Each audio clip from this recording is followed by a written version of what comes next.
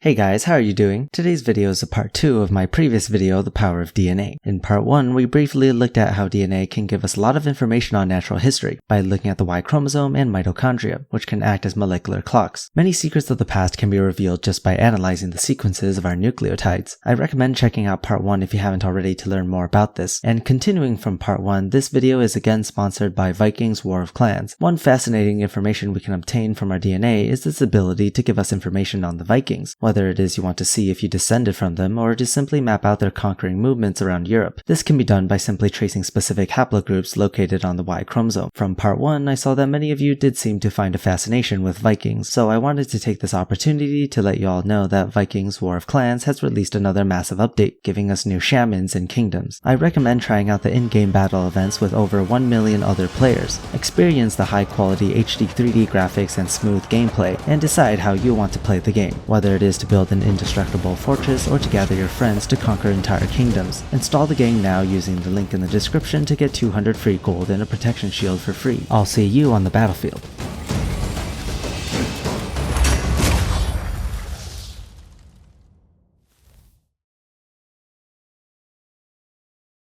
Thank you again to Vikings War of Clans for being a long-term sponsor for this channel. Now let's get on with the topic of DNA. So in part 1 we talked about haplogroups located on the Y chromosome and mitochondria, and how we can use this information to date many things from something as recent as the Vikings to something ancient like mitochondrial Eve. But of course that's not all DNA can do. We can map out speciation events from two recently diverged species. We can observe how natural selection works and how selective pressures influence the expression of DNA. We can find patterns in evolutionary history and build models upon it. The possibilities are endless. And of course, DNA has been a crucial factor in allowing us to understand evolutionary biology. You can tell that creationists hate DNA and they struggle to find solid arguments against DNA evidence for our evolutionary tree. In this video, I will be going over this exact topic and giving 2 DNA evidence for evolution that you can use against creationists. And if you're a creationist yourself watching this video, I'd love to see your response. Let's get started. The first evidence is one that I've seen brought up rarely by the atheist community, and that is chromosome 2 in the human karyotype, in comparison to the chimpanzee's karyotype. Let's break this down. Firstly, all members of the Hominidae family, which includes the orangutan, gorilla, and chimpanzees, have 24 chromosomes. Humans are the only member of the Hominidae family which have 23. Scientists have taken the genome of chimps and humans and did a comparison. It turns out that chromosome 2 of the human genome is very similar to 2 different chromosomes of other Hominidae, namely chromosomes 2A and 2B. Yeah, I know, scientists aren't very creative with names sometimes. How do we know that they are similar? By comparing the genes found in these chromosomes, they are almost identical and even located in the same locations, with the exception of some genes, of course, due to mutations or introduction of genes after speciation. Anyway, this implies that chromosomes 2A and 2B have fused together some point after the divergence of humans and chimps to create a single chromosome. Other than the evidence that the chromosomes are essentially the same, there's one other factor that really seals the deal. Now, chromosomes are mostly structured in a very specific manner. Namely, it needs to have a centromere in the middle and telomeres at the ends. The centromeres serve a vital function in anaphase and chromosome structure, while the telomeres protect the ends. They both must be present in every chromosome. If you look at the human chromosome 2, you can see evidence that it was a fusion of 2 different chromosomes. Firstly, there are 2 centromeres, spaced out so that neither of them are in the center. Secondly, telomeres don't just exist on the ends of chromosome 2, but also in the middle of the chromosome where the centromeres should reside. This suggests that at one point it was 2 separate chromosomes, which came together to form one. And the chromosomes before the fusion can be seen in chimps and all other Hominidae family members. This means that at one point humans and chimps were one species, and diverged at one point in time. Excellent. Now on to the second DNA evidence for human evolution, which is one of my favorites, and that is ERVs, short for endogenous retroviruses. I've mentioned this briefly in some of my previous videos, but I haven't explained it in detail. This is powerful evidence that suggests divergence between not only humans and chimps, but also many other animals scientists have studied. The concept works like this. Endogenous retroviruses infect cells by injecting their genetic material into them. This DNA is integrated into the host genome at random, meaning that only chance determines where it lands. Some of the viral DNA will stay and ultimately become part of the host DNA in the long run. Therefore, if 2 species have an endogenous retroviral DNA in the exact same location, that means the virus infected them before they diverged as a species, because the chances of the virus infecting them separately and landing in the same spot in the chromosome is near to 0, especially if there are multiple sites of similar infection. Let's take a look at humans and chimps. About 5% of human DNA came from ERVs. Scientists have analyzed the location of these infections and found that there are numerous similarities between humans and chimps. It's difficult to say exactly how many due to some complicated science science behind it, which I won't get into, but there are probably at least a dozen ERV infection sites and over 40 ERV families that are similar or identical between humans and chimps. The infection, therefore, must have occurred before humans and chimps diverged. The chances of the same family of viruses infecting them separately and landing the same location is essentially zero. This itself is massive evidence for human evolution. Of course, this isn't really a new argument. Creationists have since tried and failed at debunking ERVs. Because I'm bored, we're going to have a look at one of these videos. Let's take a small break, then we'll play the clip.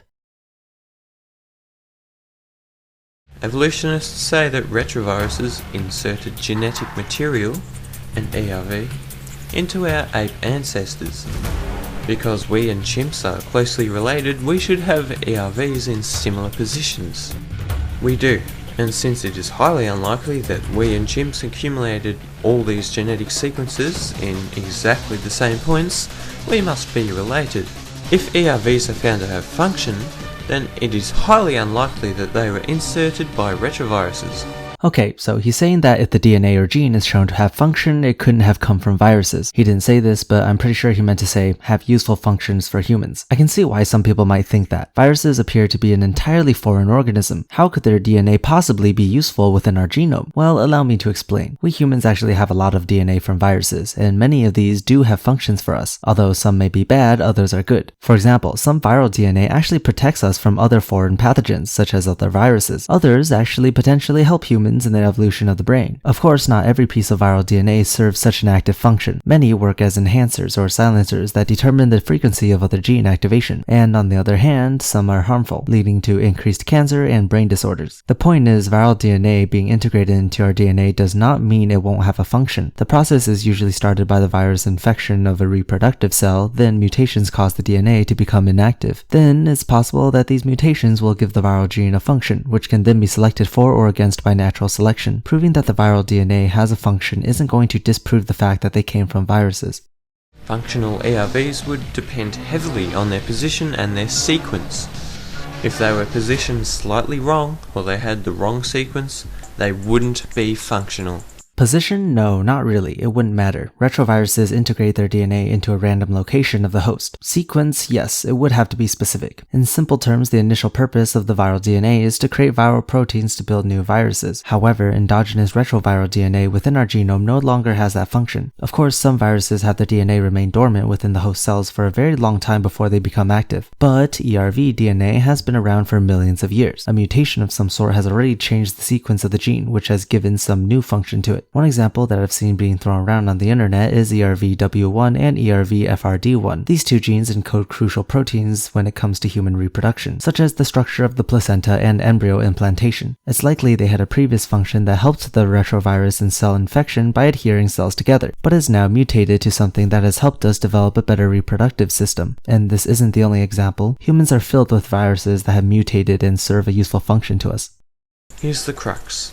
Viruses do not randomly insert tens of thousands of ERVs, which just happen to be in exactly the right location and having the right sequence to perform some valuable function. First of all, the location is random. You haven't really demonstrated any argument as to why they're not random. Scientists have observed plenty of retroviruses, and they're fairly certain that the location is random. Second of all, mutations is what can give the viral DNA a new function for humans, and if the function is good, it is selected by natural selection. If it's bad, it's selected out. Simple as that. So, no ERV should have function, but there is increasing evidence that ERVs do have function. In fact, they aid transcription in 1/5 of the genome. This is strong evidence that ERVs weren't the product of retroviruses. Yeah, well, I'd say it's more evidence of you not understanding biology. But there is more. There are cell processes designed to weed out harmful or viral infected genes. This can be called apoptosis. Why, after millions of years, do we still have so many viral infected ERV cells? Apoptosis should have ridden them long ago, but apparently it hasn't done anything at all.